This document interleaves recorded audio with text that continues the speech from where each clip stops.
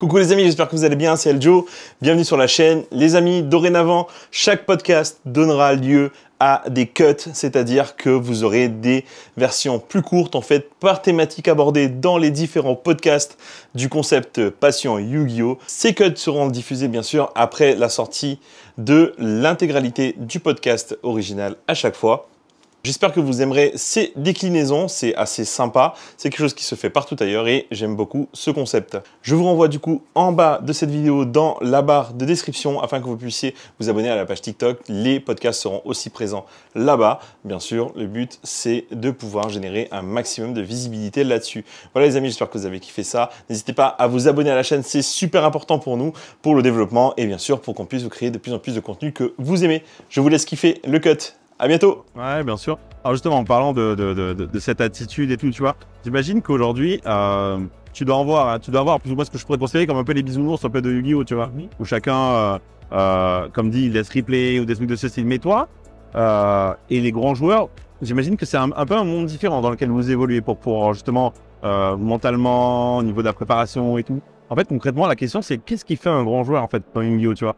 Alors, de ton expérience de ce qui était avant et peut-être ton regard sur ce qu'il y a aujourd'hui, tu vois. Je connais très bien la scène aujourd'hui. Si tu veux, je te donne le numéro 1 français pour moi tout. Vas-y, c'est qui le numéro 1 français pour le dire? Ryan, de loin. Ryan Jabri? Très loin. Ryan, si tu vois ça. Ok. Et il peut me dépasser pour le coup. Il l'a dit j'ai fait un podcast avec lui et il le dit dans le podcast. Il dit j'arrive. S'il y a un sponsor un jour qui est prêt à sponsoriser ce mec parce qu'il a compris qu'il fallait aux États-Unis jouer et faire du volume, ce mec peut aller très très haut.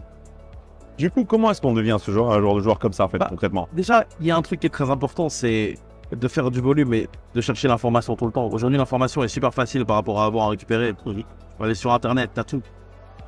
La deuxième truc, c'est de bien s'entourer. Tu gagneras jamais tout seul, comme c'est vrai. Tout seul, tu ne gagneras jamais. Il faut que tu arrives à t'entourer de gens que tu vas faire progresser toi, avec qui vont te faire progresser aussi. Troisième truc, être capable de te jouer. C'est-à-dire que maîtriser ton Tirei Shizu, par exemple, ça veut dire être capable, dans chaque situation, de savoir quelles sont les options du mec en face en fonction de tel scénario. Donc ça veut dire qu'aujourd'hui, si tu es un YCS et que tu Tirei Shizu, tu dois avoir quand même fait un volume de game avec Kashtira, tu dois avoir quand même fait un volume de game avec Sprite, tu dois être capable de savoir comment l'adversaire va réfléchir et qu'est-ce qu'il va faire dans toutes les situations. Surtout qu'aujourd'hui, l'extra deck est une toolbox encore plus importante qu'avant. Aujourd'hui, tout tourne autour de l'extra deck. Théoriquement, quand le mec pose sa première carte, tu sais que son pattern, ça va être tac tac, ici, just, straight, free, two, pass, tu vois. Ouais. Donc c'est important de savoir ça. C'est important. Et quatrième truc, c'est se fixer des objectifs. Je pense que c'est super important.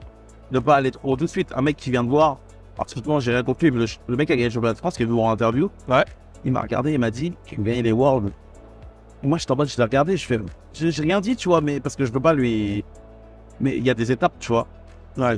C'est pas Luffy One Piece, tu vois. Il y a quand même des étapes qu'il faut franchir. Parce que ça va te permettre déjà d'avoir un statut, ça va te permettre d'avoir d'expérience. Et plus tu vas avoir d'expérience, plus tu vas faire des performances, plus tu vas faire des performances, plus tu vas voir haut, tu vois. D'autant plus, comme tu disais tout à l'heure, en fait, que le niveau global a augmenté, en fait, et la manière, en fait, dont les gens traitent le jeu et l'abordent, en fait, a changé, en fait, avant, tu vois. Il y a pas, en fait, il y a un écart, bien sûr, entre les joueurs qui vont être performants souvent, mais on va dire qu'il y a un espèce de niveau un peu qui flotte, en fait, où tu vas avoir un mélange de joueurs qui sont très attentifs, qui sont très bons au final, qui peuvent avoir du potentiel, tu vois, mais qui ne sont pas genre totalement à la ramasse, quoi, tu vois. Pour terminer, un très grand joueur, c'est quelqu'un qui, quel que soit le format, va être régulier. Par exemple, un joueur qui va avoir un pic à un moment, qui derrière va disparaître pendant 2 formats, et derrière avoir un format qui lui correspond, ça va être un très bon joueur, mais ça va pas être un des plus grands. Ok. Et pourquoi je te dis que Ryan c'est le meilleur aujourd'hui? Parce que Ryan, quel que soit le format, typiquement, le format du France de l'année dernière est pour moi un des formats les plus piégeux que j'ai vu parce que il y avait trop de decks. En carte, tu ne pouvais pas faire les comptes, bien sûr. Et j'ai eu besoin de 5 minutes où j'ai parlé avec Samir et Ryan. Je savais qu'ils allaient faire top. Ils sont venus me voir le matin, je savais qu'ils allaient faire top. Parce que les mecs, ils étaient droits dans leur botte, ils savaient ce qu'ils voulaient faire. Ils sont entraînés à plusieurs. Je savais qu'ils allaient faire top. Ok, donc là. Comme dit, voilà, pour moi, un joueur qui est vraiment impressionnant, c'est ça. C'est ça, mais la régularité, c'est vraiment un truc important. Oui, en général, et de manière peu importe quand je vais être plus impressionné par un mec qui fait 5 tops en 5 YCS, qu'un mec qui va en gagner un et dès les 4 autres, il va pas exister. Ok, ouais, parce que c'est vrai que ça arrive pour le coup. Ok, on va parler un peu de Vince après, mais je vais d'abord aborder un truc, je sais pas si ça sert à quelque chose de l'aborder, mais concrètement, est-ce qu'il y a eu une décision à proprement dire d'arrêter? Il y a eu un moment, il y a eu quelque chose qui a marqué ce fait de j'arrête Yu-Gi-Oh! Tu peux peut-être un peu revenir là-dessus? Le format a chaté, j'avais décidé que c'était ma dernière année. C'est un moment où je travaillais déjà Ultra Jeu depuis un petit moment. Ouais. C'est une expérience que je voulais avoir, qui était sympa. On m'a bien servi pour le coup. Et je savais que c'était ma dernière année. J'avais fait plus ou moins le tour. Mon niveau baissait, dans le sens où j'avais plus de niveau pour, je pense, entreprendre des trucs plus grands que ce que j'avais déjà fait. Ok. Et du coup, j'avais envie de passer à autre chose. Typiquement, à ce moment-là, c'était plus le poker. Ok. Ça s'est pas fait, mais Ouais, bien sûr. pour plein de raisons. Mais ouais, à ce moment-là, je me disais, c'était ma dernière année. Je crois que j'avais fait top à ce moment avec HAT, j'avais perdu direct au top 64.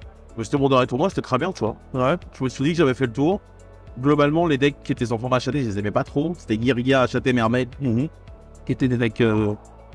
Globalement, si tu jouais Mermaid, tu pouvais t'amuser, mais alors, tu t'amusais pas si tu jouais pas. Ouais. C'est ça. Il y avait ce fameux syndrome des floodgates. Je sais que ça vous obsède, les nouveaux joueurs. C'est. Vous êtes très énervé envers les floodgates. Vous êtes très très énervé. Dès que vous voyez un Rivalry ou un Zerkan Beast, vous avez l'impression. On n'est pas content. On n'est pas content, c'est clair. Et c'est vrai que, bon voilà, moi j'avais dit que j'avais fait le tour. Et voilà. Ok.